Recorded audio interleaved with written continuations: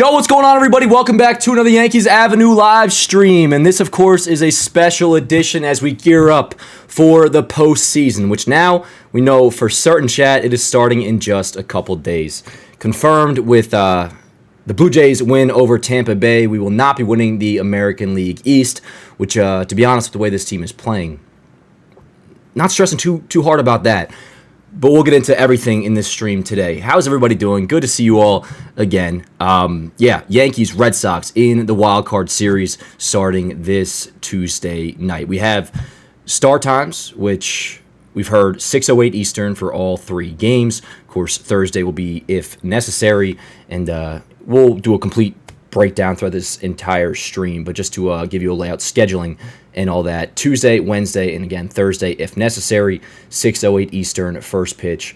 All three games are at Yankee Stadium. That, of course, that part is huge. But some quick housekeeping going into the postseason. We will have watch parties back.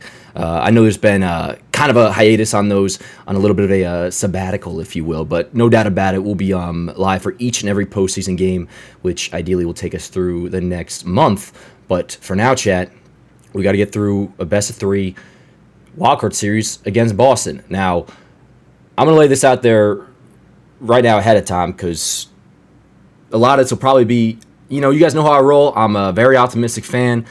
Somebody even accused me of being a shill, which, word up. But no, the two things that have me nervous going into the postseason, and particularly this wildcard series, is one, by default, it's baseball. Anything can happen. I mean, 3-game set could theoretically be against the Oakland A's or the Chicago White Sox. It's baseball. You could lose a series that short. Number two being Garrett Crochet as a reason I'd be nervous going into this one. The Yankees, the most recent time out against Crochet in Boston, while he still took the W, the only game they won that series 2 weeks back, they did hit him a lot better than they had the previous time out. Of course, you go back to the series in June, the only offense off Crochet was the Judge game tire in the 9th inning. This most recent time out, though, in Boston, you had Ahmed Rosario, who's hit very well off Crochet, and just lefties, period, all season long, ever since coming over to the Yankees in the trade back in July.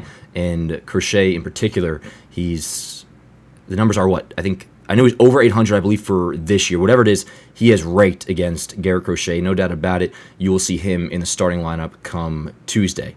Now, also, mention the Aaron Judge home run in the game against Boston and Crochet in June. Well, he also took him deep. You'll see, first things first, the game tire in the 9th. Yankees went on to lose this game, but whatever there.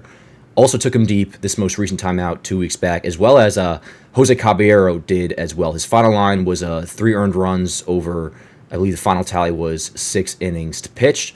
So the reason I mention that, not that it's an example of the Yankees adjusting against Crochet or figuring things out against Crochet, it was still a pretty damn good outing, and an outing that he went on to win for the Red Sox.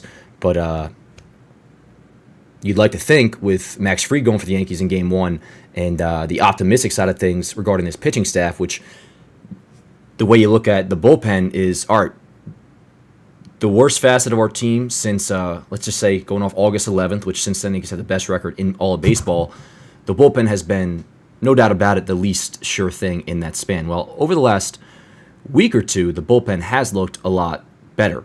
So with that said, I would like to think, say God presented me right now with, 3 earned runs against Garrett Crochet this Tuesday, I'd probably sign up for that in a heartbeat, with some hope that the Yankees pitching staff, mainly Max Fried and the core of the bullpen, will be able to work with that. Now, that's just pure speculation. Point is here, I'm nervous because of, by default, it's baseball.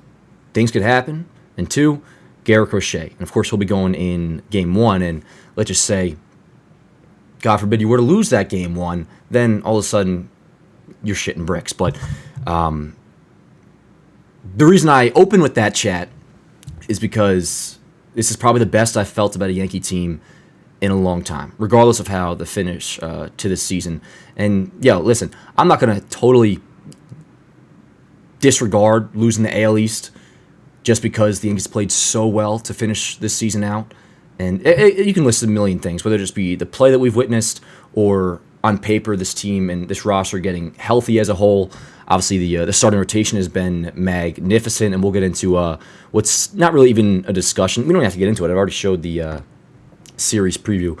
Game 3, again, if necessary. Those matchups aren't confirmed, although it seems like Giolito will definitely be getting the ball for Boston in Game 3. As of me coming on here on this live stream, Cam Schlittler has not been confirmed to go for the Yankees in Game 3, but we're not going to pretend it's a conversation. He's getting the ball over Luis Gil, who somehow has managed a 3.17 ERA since returning from the IL back in July. Over 11 starts, like the overall like production and run prevention has been good. For those that have been watching, it's been pretty nerve-wracking watching him pitch because the walks have been borderline worse than ever, and the velo has been down. Although, again, today he throws 5 innings, 2 earned runs. So, again, like the run prevention side of things, Luis Gil's been just fine, but the strikeouts are down, the whiffs are down, and the walks, which already were a problem for him, are up. Give him the ball in a Game 4, come to ALDS or ALCS, ward up, no problem with that.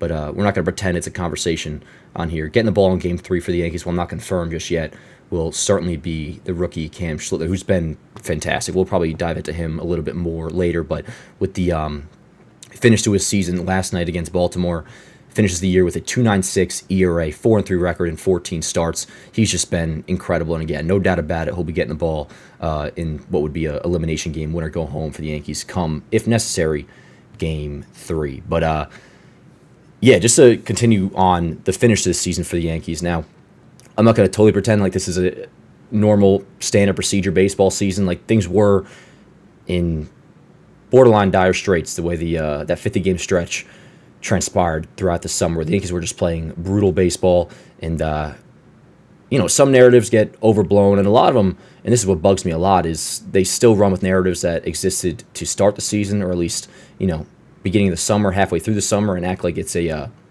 current narrative, which mainly in regards to that is the idea of the Yankees are a poor fundamental team, which if you've been watching them over the last month or so, and just in general, this current iteration, I don't know if that's the right word or not, but just this Yankee team that we've been watching, whether it be through rose-colored or pinstripe-colored glasses, or anybody that has a brain that knows baseball, if you're watching this team day in and day out, you understand this version of the 2025 Yankees is vastly different, not even comparable to the team not only we saw, we'll just say in April or May, where they're playing well, or where they're playing really bad in middle of the summer.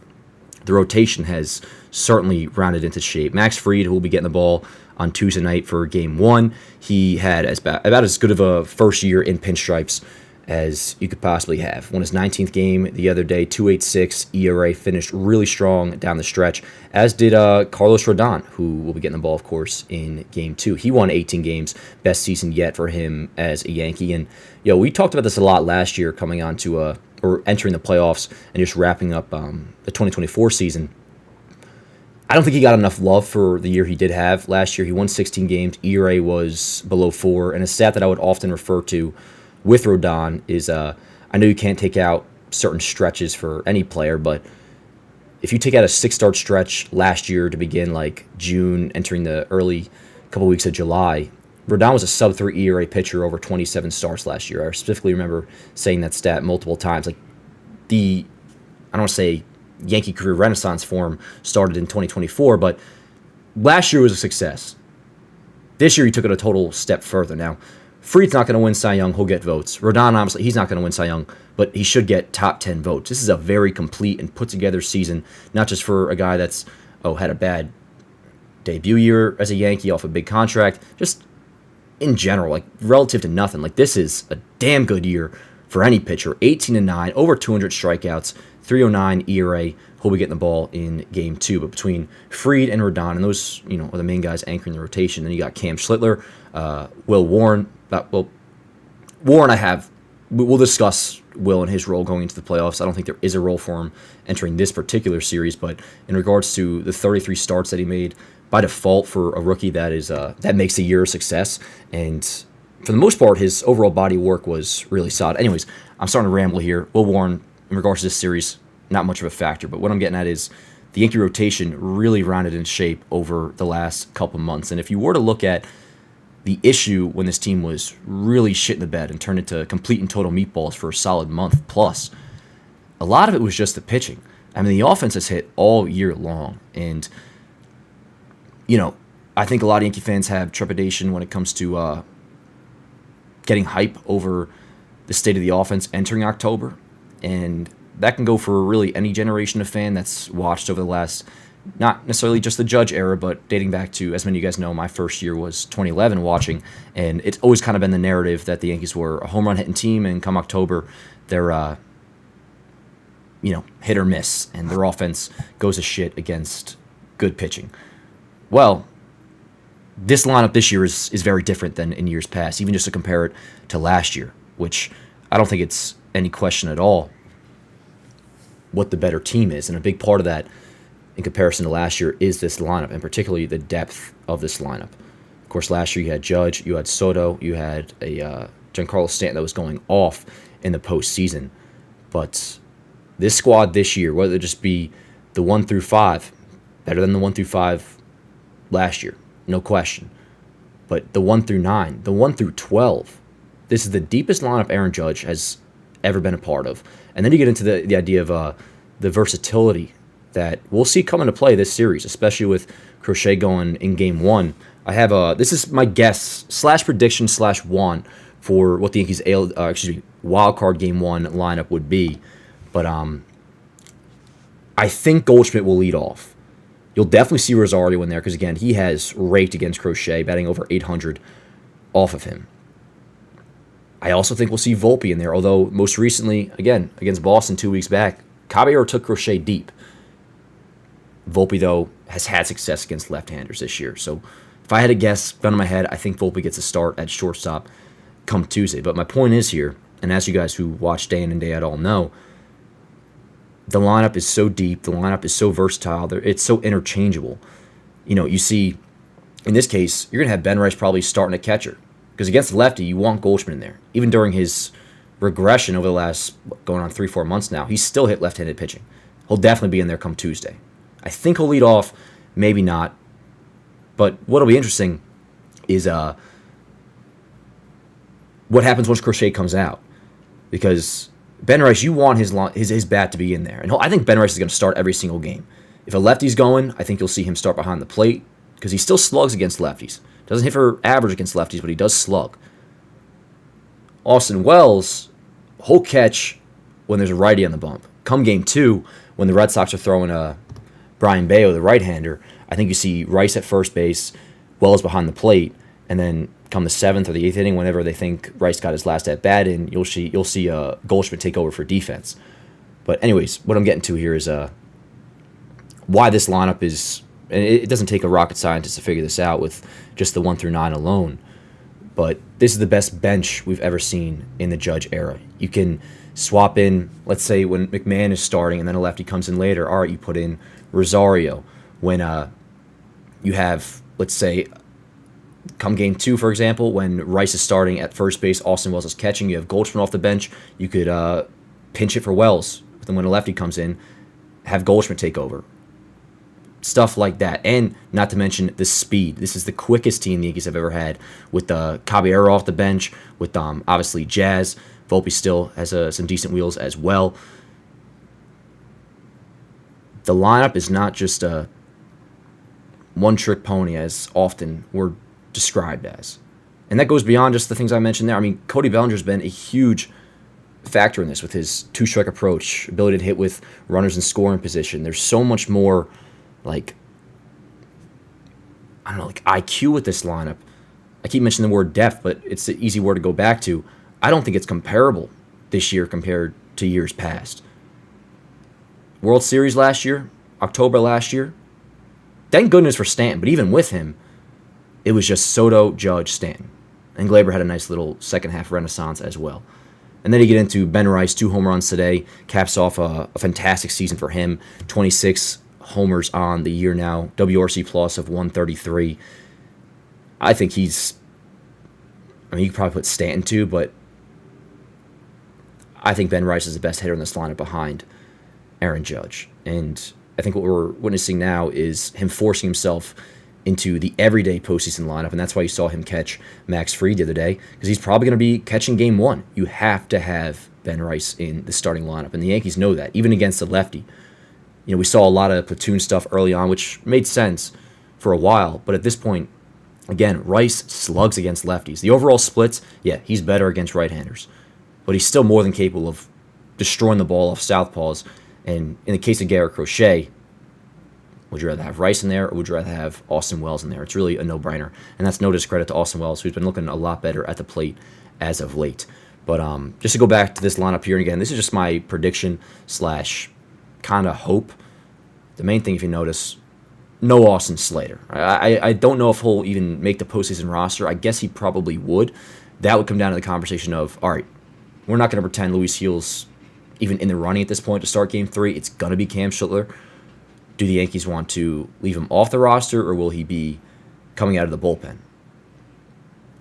If it were up to me, you just don't have Luis Gil on the roster. And I love Luis Gil, and he's going to get a start in the ALDS, or at the very least, the ALCS. But if they were to leave Gil off, then okay, Slater makes it, or it could come to, do they want to carry the extra catcher in J.C. Escara? We'll have to see. We'll get the official wildcard roster Tuesday morning. But, yeah, it remains to be seen who's starting at shortstop. Volpe was looking pretty damn good for a while in a small sample size after the cortisone shot. Last few days, not as much, although the defense hasn't been an issue, which that's the main thing. Caballero will get starts. That would be my prediction. But it's tough, at least from the Yankees' point of view. Volpe has hit left-handers this year. Caballero, as you know, causes a lot of chaos. Stolen bases is just kind of anxiety-inducing to opposing teams on the base paths. And he took Crochet deep a couple weeks back in Boston. The more I talk about it now, like in my opinion, I would start Caballero, but maybe they look at it a thing where, all right, Volpe has hit lefties this year. We'll start him. We'll bat him ninth. The defenses look better. And then Caballero off the bench, if you plan on taking Goldschmidt out later in the game, say he leads off, I don't know, with his fourth at-bat and a seventh with a single, you can pinch it Caballero there and, set him off and running via a pinch running opportunity. We'll see. I don't want to play the guessing game too much, but this is probably where I line up come Tuesday night against Crochet. Let's take a look at the overall postseason picture. So with the Blue Jays having won the East, the winner of our series, which, again, all 3 games are at Yankee Stadium, which is huge. And that serves such a big boost to my confidence going into this. Like the way I'm talking right now, which if you can't tell, I feel pretty good about this. Again, the only 2, worries I have, and the main one is the first reason, is baseball. We could lose we could be playing the Chicago White Sox in a best-of-3 series coming up, and you theoretically could lose because it's, obviously you guys know the sport, and 2 being Garrett Crochet. But anyways, the winner of this series goes on to face the Toronto Blue Jays, the AL East champion Toronto Blue Jays, which, we took 2 out of 3 against them 2 weeks ago at the stadium, and we beat Boston as well. I'm checking my phone. Going back to what I said earlier, I can't stand the idea of, the Yankees can't beat good teams. Like, which iteration of the 2025 Yankees are you referring to? Because this current version, for the most part, just had their way with the American League. Had their way with baseball over the last month and a half. The only team we didn't beat during the 12-game gauntlet streak was the Detroit Tigers, and I don't think any of us are afraid of them right now. And they sneak in, well, at least stay in, I should say, just barely. And they make the postseason as, the 3rd and final wild card? Yeah, because Cleveland won the division. And as most of you know, Houston's out. There's been a lot of talk about collapses in baseball, and rightfully so, whether it be the Tigers, the Mets not making it. Jesus. But, the Astros, they were 20 games over 500 just a couple months ago, and now they find themselves completely out of the playoff picture. They've been eliminated. So won't have to get through them, although if we had to, I would have been afraid of them. I'll tell you, though, the reason I'd be nervous about any team would be no reason for the Guardians. Nothing about them concerns me. The Tigers, simply just Tarek Skubal. The Red Sox, it's a short series. Slight PTSD from the way this season's transpired, although, again, we just beat them in a series a couple weeks back at Fenway. And this 3 games will be at Yankee Stadium. The Blue Jays, very similar, just PTSD. As for roster to roster, comparing position by position, whatever you want to do, rotation, lineup, although the Blue Jays lineup is certainly formidable. They're getting Bo Bichette back. He better figure it out quick for their sake. IL rust is obviously a real thing. Anyways, their bullpen, though, is pretty much been a shit show over the last month or so, and that's mostly why the AL East has got as close as it did. I would worry about the Blue Jays, come that time if we do advance to face them, just because of, they certainly caused us a lot of stress this year, and they kicked our ass for a good while. But if we're just talking, not even just on paper, but we'll start there, roster to roster, the Yankees are better than the Red Sox. The Yankees are better than the Blue Jays. And then you look at everything that's transpired over the last month and a half with the great baseball we've been playing, the great pitching we've been getting, the health. And then, I know this matters to a lot of people, and it does to me too. No doubt about it, the chemistry is off the charts right now with this Yankees team. I mean, things are just clicking at the perfect time, which is not all that new. I mean, a lot of times the season follows the same script. It's get off to a great start, June swoon, shit yourselves in the summer, then pick it back up, figure things out come September. That's often the case for the Aaron Boone Yankees. This year was different, though, man. Maybe it's because the low felt so much worse than normal. But now I'll say it. I don't even got really knock on wood because the season's over now. And I thought Jazz yesterday would be it, but his X-rays came back just fine and CAT scan, all that. He's healthy. Like, everybody has started hitting. The lineup or the roster has gotten healthy. The pitching, which again is the main reason why we turned into meatballs in the midsummer, has, at least rotation-wise, completely rounded into shape. I won't go as far as to say the bullpen has either, or has as well, but over the last couple weeks, it has. It really has. And you got to shout out Devin Williams, who today, another scoreless inning, he's been looking much better for a good little while now. Last couple weeks, he's been pretty much incredible and pitching important innings as well. It's not just low-lev dev, it's high-lev dev. He's been pitching well. And Luke Weaver has looked better. Bednar's really been a dog for the most part ever since coming over to the Yankees. And even Camilo Duvall has thrown, 6 scoreless outings and legitimately looking good out of the bullpen. Don't undersell that. The only guy I'm slightly worried about is Fernando Cruz. He's been walking guys a little too much for my liking, but I'll tell you this, and it works on the flip negatively as well, but a guy you're worried about, you see one good outing come game one, all of a sudden it's like, all right, here we go. If Fernando Cruz throws up a scoreless inning in game one of this wildcard series, I'm going to be, all right, we're chilling. We're good to go. The only thing with him that concerns me, again, is the walks, and he's looked a little rough as of late. But again, that's the worst thing I can say about the Yankees team right now is the bullpen is not perfect, but it's been trending up. So even the worst facet of this team, because the lineup you feel good about, the rotation I feel great about, even the worst facet of the team being the bullpen, I felt a lot worse a couple weeks ago than I do right now. So to put a bow on my overall open and general thought process here is, and this is something you guys have heard me say quite a bit, this is the best roster of the Aaron Judge era. I think it's actually not close. I mean, 2019, I would take that as an example, but it's tough because, one, you had the juice ball, so it's hard to really compare the offense. But also, the 2019 Yankees didn't even have an ace. This team has 2. The 2019 Yankees, God bless Luis Severino, I love him. But we were, our ace that year was Luis Severino coming back with 2 weeks remaining in September. And it was like, all right, here's our ace. Other than that, you had Tanaka, God bless him, James Paxton, who was pretty damn good, and Domingo Germán ended up getting suspended. I don't even think it's, as I talk about it now, the team now compared to 2019, much better. I think most of you guys would probably want to compare it to last year. And don't get me because they went to the World Series. The 2023 Yankees could have gotten through that American League last year, and last year's team still went on to lose. The rotation this year is better than last year. The lineup this year is better than last year. The bullpen, I think even the way we feel better right now, which is not amazing, I don't want to be riding a high right now, Checks. I'm trying to fully remember how I felt about the bullpen last year. I think the bullpen's better this year. At least the names are there. I mean, the bullpen on paper is loaded. We just need guys to execute. Off the top of my head, the only thing I can think about from last year, outside of obviously Soto was a dog. He can watch us this year. Anyways, Luke Weaver, I would take last year's version of Luke Weaver over this year's version. But again, even him, he's on the upward trend. So the positive is I think this roster is far and away, to be honest, far and away the best that Aaron Judge has ever had. And we're going to talk about Aaron Judge in a moment because there's big reason to be excited about him. But the slight downside, going back to the playoff picture here, when comparing to last year, is this American League certainly is tougher. One, we got to get through an extra round. We got to get through the wild card round.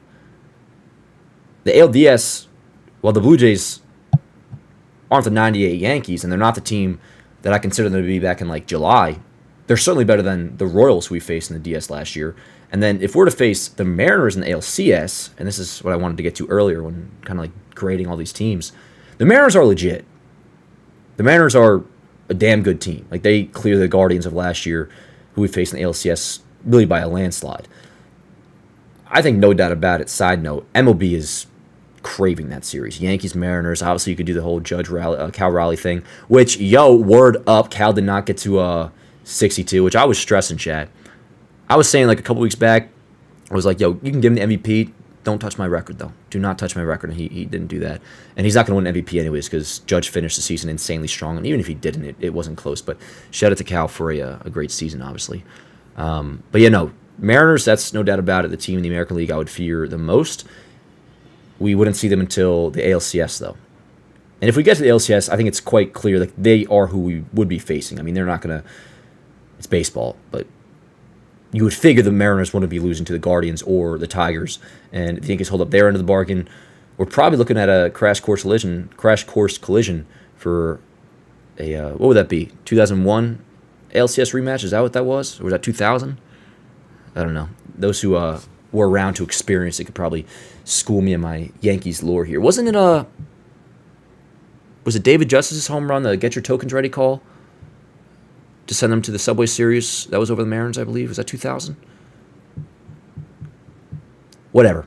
Anyways, Mariners are the team to fear the most in this American League. And then come the World Series, we'll get there when we get there. But for now, let's just keep it at Yankees-Red Sox. And something I'm the most excited about going into this series, and you guys have heard me talk about this, but it was a legitimate cope that I had. Obviously, I wanted to win the division. I did. No doubt about it. And getting the bye, I know we talk about it a lot. Like, getting the bye is important. Like, this stress I'm feeling right now, again, mostly just because of it's baseball by default. Like, weird shit could happen. That's why I'm nervous. We would have been able to skip this round. So I'm not going to pretend like I didn't want to win the division. But I always kind of said, at least as it was starting to look like, we were headed this way towards a wild card, that a legitimate cope I could run with. And now even more so because he's hitting really well. It's Aaron Judge. Chat, you've heard me talk about this before, and really quick, let me shout out the fact that he took his first career batting title officially today with a .331 average. He's going to win MVP. I mean, there's no point to waste time arguing. It was cute for a little while, and again, shout out to Cal Raleigh. That season was insane. Listen, unless you got to work up a topic for a TV show or something, like, let's just be real, Judge is going to win MVP. I think everybody knows it. But first things first, shout out this insane regular season. .331 average, .457 on base, .688 slugging, 53 homers. A WAR now officially as of yesterday over 10, which that's now the third time in his career that he's done that. Nuts. But back to business here. You guys have heard me talk about this before, and it's something that isn't all that shocking when you really think about it, but we know about Judge's playoff history, and he's got to be better than this. No doubt about it. And a lot of people just assume because he hasn't hit in the playoffs for the most part, he's not going to hit again. Which I'll tell you right now, like, if Judge doesn't hit, we ain't winning the World Series. With that said, if there were a team to be able to stomach a cold Judge, is this one better than any of them?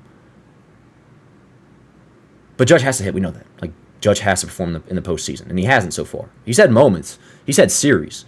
It's been worse as of late, though. Like, the last couple years has been pretty bad.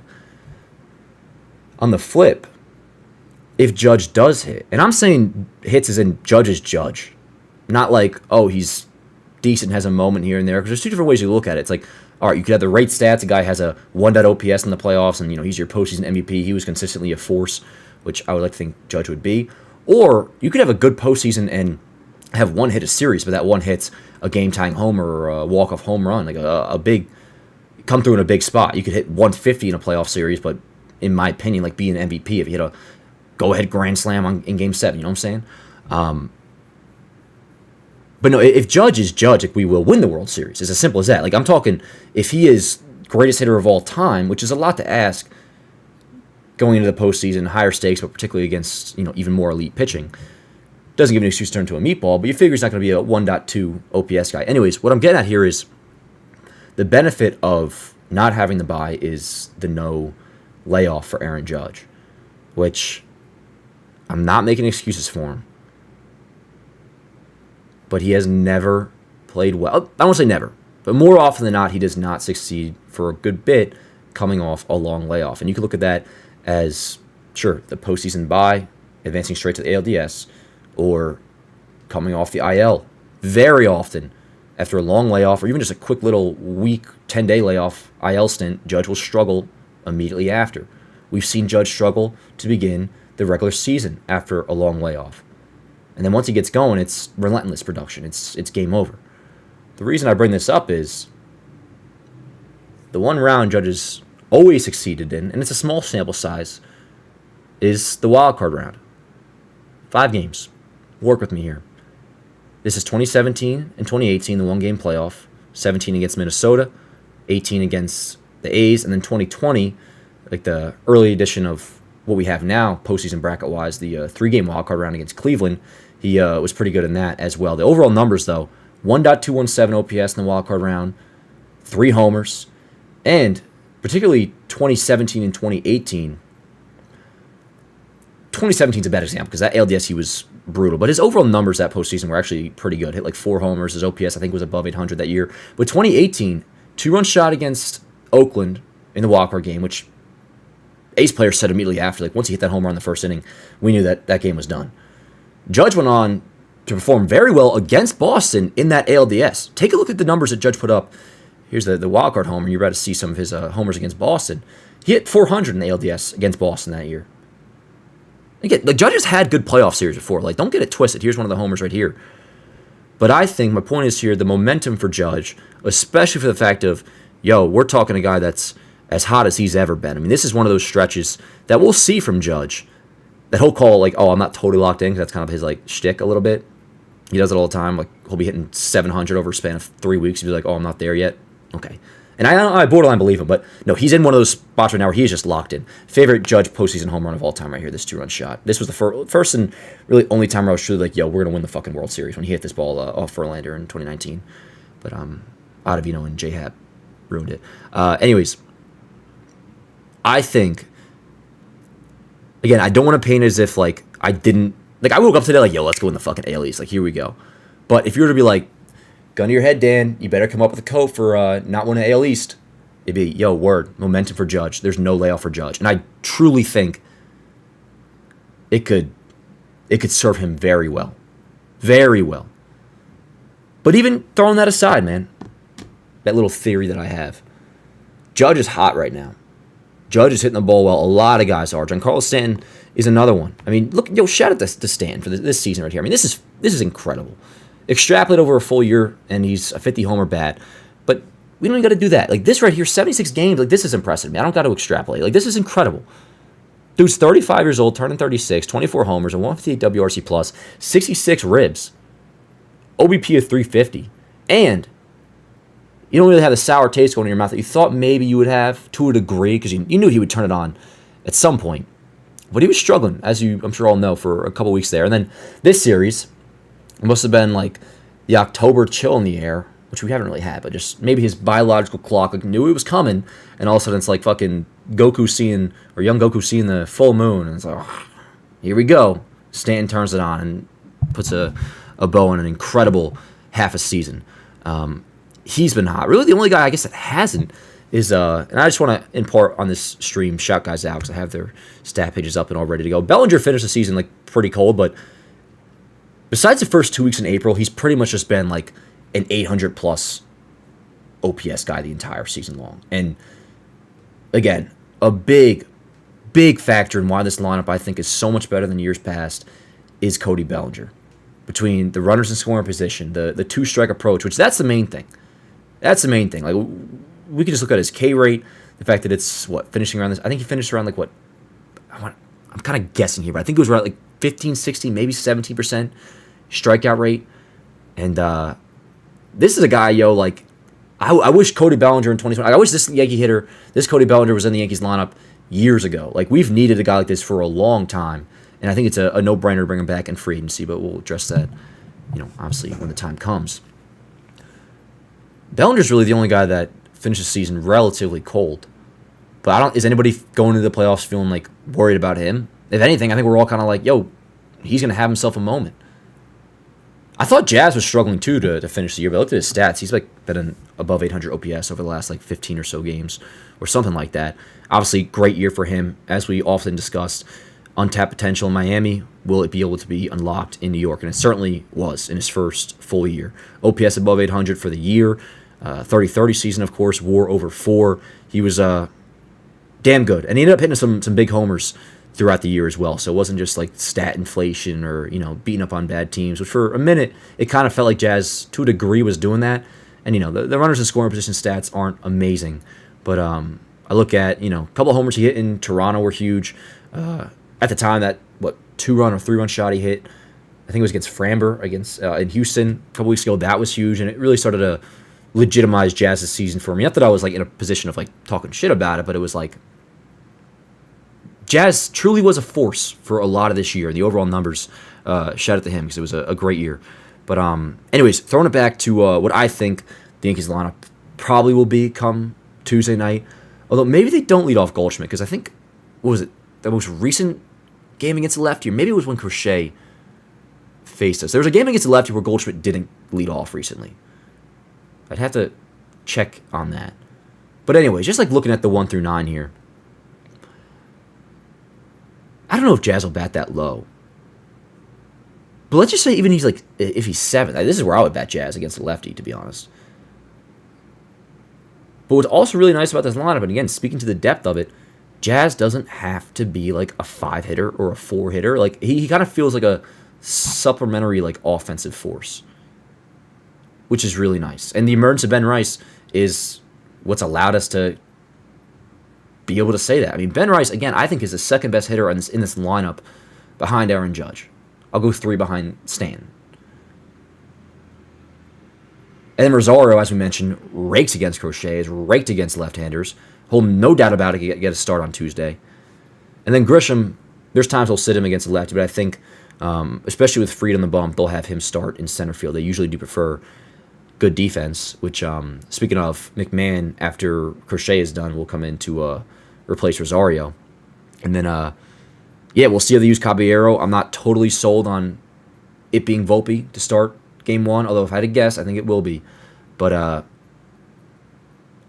if not, I think Tuesday we do see Caballero start at shortstop against Brian Bayo. Another look at the series preview. Fried versus Crochet, of course, in Game 1. Game 2, remember, it's 3 straight days. Straight shoot, Tuesday, Wednesday, Thursday. Thursday, of course, if necessary. Brian Bayo will be going for Boston. Chat, if anybody has what we did against Bayo in the most recent outing, I feel like we hit him pretty well, if I'm not mistaken, which usually isn't the case. I could be wrong. If you don't mind throwing it in the chat, just to jog my memory there, or to make sure I'm not speaking out of tune here. But anyways, Bayo's getting the ball in Game 2 for Boston. Rodon will be going for us. Game 3, as we mentioned earlier, but if you're just joining, we're not going to play the whole game. And for all I know, it's maybe announced by now. I'm not going to pretend it's a conversation of Cam versus Luis Gil. Cam will be getting the ball in Game 3, although it's not yet announced. And I don't think Giolito is yet announced. So, again, I take this with a grain of salt, but I've looked at the Red Sox reports and everything else. On our side, we know Cam's going to Game 3. On their side, it seems like they know Giolito's going to Game 3 while it's not officially announced. Heck, maybe we won't even need to see that Game 3, although, life ain't that easy. I'm sure we will have a Game 3. But the fact that it's all 3 games at Yankee Stadium, chat, is, no doubt about it, huge. Huge, huge, huge. And then, knock on wood, if we can take care of business there. In this best of 3 against Boston, we would then move on to face the official AL East champion, Toronto Blue Jays. And that series would start on Saturday. So, wild card begins on Tuesday, Wednesday, Thursday, and then we'd have the off day Friday. ALDS against Toronto would begin on Saturday. Obviously, we're not there just yet. Pretty crazy the Reds made. I mean, the Mets, I don't need to talk about it. I really don't. Because, what happened happened. Like, I take enough joy in it, you know? Like, I don't need to discuss it. It's fine. Like, what is, you know? Congratulations to the Cincinnati Reds. But, yeah, man, that's, I think that's pretty much where I'm at for, this series preview. I'm hyped. We got, the off day, of course, on Monday to kind of, you know, catch your breath a little bit. And then we'll be live every single game, Chad. Every single game. Tuesday, probably live around like 5:30 at the latest. Again, 6:08 Eastern, first pitch. I'm trying to see, is there anything else I want to get in on here? I'm going to pull up the chat really quick, and then we'll get out of here. I know football's starting up soon. I got some stuff to edit for JM. But let me just click back on this and pull up the chat really quick and see how you guys are all feeling. Go ahead and like drop some predictions or whatever you're feeling. Again, the two reasons why I'm nervous going into this series, and the reason I mention that specifically is because I feel really good about this team right now. But the two reasons why I am like nervous is one, Garrett Crochet, and two, it's baseball, yo. Like, weird shit could happen. But let's see. Oh, yo, word. We got almost 300 people in here, Chad. How the hell we doing, yo? How are we doing? Let me get some predictions in the chat. Dan, full mullet or shave that shit off for postseason? Oh, no, I'm definitely not going to be shaving off the mullet, but I do want to get a haircut soon, yo, because this is like, it actually looks like, I don't want to say good right now. I don't want to be gassing myself up, but like, this is the best it can look. It has gotten mange. Like, it's like a mop. Had a lot of stuff I got to do for work even tonight. That's why I got to run out of here soon. But not all is well, man. I've been looking forward to getting back, and we're back now, yo. We were live the other day for a quick little like get my feet wet stream. Live here tonight for our postseason preview, and then probably because of scheduling, not gonna be able to go live tomorrow night, unfortunately. But yeah, every playoff game we will be live for, no doubt about it. So it's good to be back, my friend. Jordan Peters says, I'm not nervous. Sox don't scare me. Yeah, the Red Sox in particular, it's just Crochet. Just Crochet is the only thing I'm like, all right, the Red Sox don't scare me, especially without Roman Anthony. We haven't even mentioned that. But Crochet's nasty, and he's pitching game one. There is a world where we could be down 1-0 in the series, and you're telling me you wouldn't be nervous then? Like, I certainly would. Dan says, what up, Leave? With a $5 super chat says, what's up, Dan? I'm in New York this week. Oh, nice. Nervous about Boston, but move. Let's hang this week. Oh, Leave, I'd love to, man. I'm not going to be able to, dude. I'm already, like, dying for time and all that. But, yo, glad you're in town, dude. Hell yeah. You going to a game? Audio's coming out. Oh, my bad. Try to figure that out. We're going to get out of here in just a minute. But will K be calling the series? No, I think it is on ESPN, and it's probably going to be the standard crew of like Carl Ravitch, David Cohn, and Eduardo Perez, I would assume. What up, Tim? Good to see you, brother. Yeah, hopefully the audio's all good. But yeah, man. Chat, let's all I love you guys to death. And thanks again for the super chat, Leave. Appreciate it, brother. And enjoy your time down here, my friend. I gotta run. I know this was a kind of a quickish one, but you know, while doing Yank style, I do gotta manage the main career and job, which is editing for JM, which I got to take care of right now. And we got football starting up in just a little bit too. So, yo, appreciate you guys so much for being here. It is locked in. It is official. Yankees, Red Sox, wildcard series starting up on Tuesday. And, yo, before we get out of here, Hector with a $10 super chat, my man, says, I'm confident in this club. Me too, man. Me too, Heck. And thank you so much, dude. This is the best I felt about a Yankee team going into October. No doubt about it. It's the best lineup we've had of the Judge era. Our rotation has been the best in baseball since the beginning of August. In the bullpen, it's a part of that team we don't feel great about, but it's also trending up over the last couple weeks. They've been much better as of late. But yeah, I got to run, guys. Love you guys so much. I will see you Tuesday for the watch party. Yankees, Red Sox, wild card series. Third time in, 6 years we're facing Boston in the postseason. Hopefully this one, it better finish a little better in our favor, because the previous two weren't all that fun. But best 3 wildcard series, yo. And the big thing, outside the fact that things are clicking right now for this Yankee team, all 3 are at Yankee Stadium. But yeah, yo, love you guys to death. Postseason has begun, or it is beginning. And that'll do it for me, yo. Playoff preview is over. Next up is just the postseason. Appreciate you guys so much. Drop a like on the stream if you haven't already. And I will see you guys next time. Let's go Yankees, baby. See you soon. See you Tuesday.